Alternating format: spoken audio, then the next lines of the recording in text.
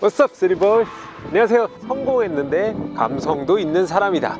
메르세데스 벤츠 G바겐입니다. 자, G바겐은 독일어로 오프로드 차량 이런 뜻입니다. G가 이제 독일어로 걸랜더, 지형, 지면 이런 뜻이고요. 바겐은 자동차라는 뜻이죠. 폭스바겐 하면 인민차라는 거고, G바겐 하면은 오프로드 카라는 뜻이죠. 근데 왜 바겐은 독일어인데 G는 영어야? 이상하지 않습니까? 원래 G가 독일어로는 아베체데 에프게, 개죠, 개. 그러니까 개바겐, 이런 개바겐. 이 차는 말하자면은 사회적으로 성공하고 멋을 부릴 여유가 있는 그런 분들이 많이 애용하는 차죠. 그래서 사실은 오프로드보다는 청담동 발레 파킹이 더 어울리는 차량이기도 합니다. 외관부터 빠르게 살펴보실게요. 자, 이 차는 전형적으로 정사각형 디자인이에요. 우리가 보통 전장, 전폭, 전고 이렇게 표현을 하는데 전폭과 전고가 별 차이가 없는 직사각형 차량입니다. 당연히 공기역학적으로 크게 좋을 수는 없겠죠. 하지만 제로백이 무려 4.5, 네모로 테마가 반복되고 있는 듯 보이지만 2018년부터 나온 3세대 모델에서는 이러한 동그라미를 곳곳에 배치하면서 좀 귀척을 하고 있습니다. 그래서 사실은 제가 볼 때는 남성 군용차를 표방했지만 은근슬쩍 여성 고객들을 노리는, 사실은 우리가 레인지로버에 의해서도 알 수 있듯이 경제력 있는 여성들이 SUV를 오히려 선호하는 경향이 있거든요. 귀엽게 생기지 않았습니까? 이 헤드램프가 불이 들어올 때가 정말 귀여운 것 같아요. 좀 아이코닉하고, 그릴 같은 경우에 이제 요즘 벤츠는 다 이렇게 세로로 들어가죠. 펜아메리카 그릴. 그리고 독특하게도 방향지시등이 보닛 위에 위치하고 있습니다. 자동차 바퀴 덮개를 우리가 펜더라고 했죠. 휀다. 이 휀다가 군용차답게 밖으로 튀어나와 있어서 굉장히 안전하게 이 차를 보호해 줄 것 같은 느낌을 주고 있고요. 원래 근데 군용차가 아니더라도 클래식카들한테서 자주 보이는 요소예요. 이런 거 하나하나에서 우리가 감정을 느끼게 된다, 그렇게 보시면 되겠습니다. 옆면 보시죠. 자, 보시다시피 바퀴 같은 경우에 295, 40, R, 22 사이즈고요. 이글 F1 타이어를 쓰고 있습니다.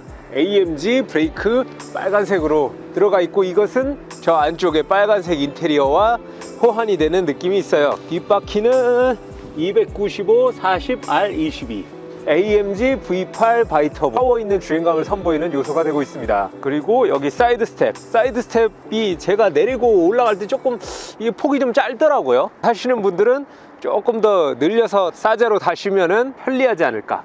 특징적인 게 이 철문인데 굉장히 열고 닫을 때 철컥 이런 철컥 소리가 장난이 아닙니다. 그리고 요새는 이제 손만 대도 열리잖아요. 그게 아니라 손 대도 안 열리고 이거 버튼을 누르고 열어야 됩니다. 이 철문이 뭐 대충 이렇게 하면은 이거 보세요. 제대로 닫히지도 않아요. 시승하는 동안에 가다가 보니까 문이 열려가지고 다시 닫고 하는 일이 좀 많았습니다. 요즘 같은 세상에 굉장히 올드한 요소죠. 그대로 후면까지 오시겠습니다. 자, 우리나라에는 이 G63 단일 트림으로 들어오고 있죠. 여기 견인 고리가 있고요. 뒷문을 이렇게 열면은 트렁크가 이렇게 생겼어요. 보시면 요새 워낙 또 다들 트렁크를 크게 해놔서 이 트렁크가 그렇게 크게 느껴지진 않습니다. 대신에 이 위는 좀 크죠. 이 디스커버리 구형 모델이 이런 박시한 느낌으로 인기가 많이 있잖아요. 제가 이렇게 들어가서 앉아봐도 이 층고는 좀 괜찮은 거죠. 옷 걸어놓기에는 좋을 것 같습니다. 뭐 스타일리스트 같은 분들, G방에는 은근히 문화예술, 패션 이런 계통에 계시는 분들이 이 차를 좀 좋아해요. 내부로 가시죠.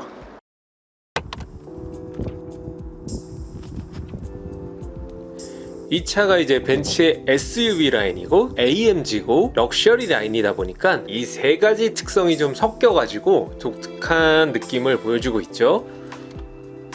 자, 이 버튼들이 뭐냐? 왼쪽 위에부터 주행 모드 변경, 톱니바퀴에 M 있는 거는 수동 변속 모드 버튼, 그 아래는 서스펜션, 오른쪽 배기 모양 활성화하면 AMG의 짐승 소리를 들을 수 있습니다. 로우 레인지 버튼은 휠의 토크 레벨을 높여서 험한 지형 내리막길에 유용하다고 해요. 자, 이 버튼 3개가 이 차의 정체성을 보여주는데요. 디퍼런셜 락이죠. 디퍼런셜 기어랑 다른 거예요.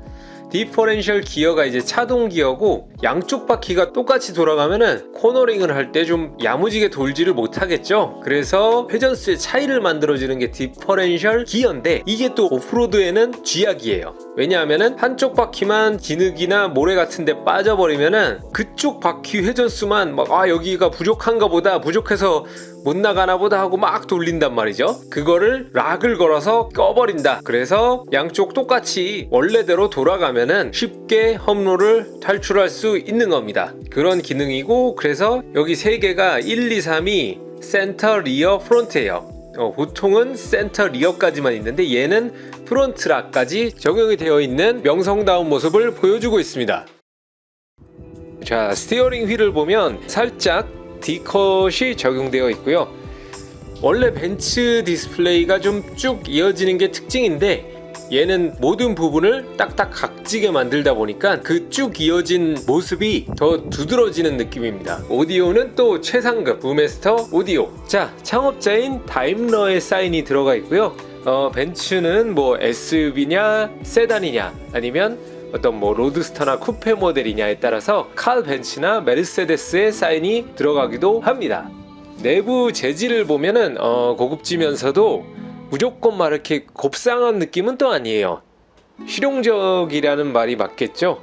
아무래도 오프로더기 때문에 내부에도 언제든지 더러워질 수 있다는 걸 좀 감안하고 만든 모양새를 보여주고 있습니다. 자, 이 차에 또 간과할 수 없는 부분이 IWC 시계죠. 아는 사람은 다 아는 인터내셔널 워치 컴퍼니. 자신감이 돋보이지 않습니까? 구구절절 설명 없이 우리가 국제적인 시계 브랜드다 하는 느낌이죠. 이 차 이름도 그런 식이죠. G바겐, 우리가 오프로드 차다. 보통 시계 중에서 롤렉스, 오메가를 벤츠, BMW급이다 이런 식으로 비유를 하는데, 거칠게 표현해서 이런 브랜드와 비슷한 상급의 명품이다 생각하시면 될 것 같아요. 사실 시계는 자동차와 달리 계급을 나누는데 거부감을 지닌 분들이 많이 있지만, 이해를 돕기 위해 간단하게 설명을 했습니다. 이 샤프하우젠은 IWC 본사가 있는 스위스의 독일어권 도시예요. 벤틀리에 브라이틀링이 있다면 메르세데스 벤츠에는 IWC가 있다.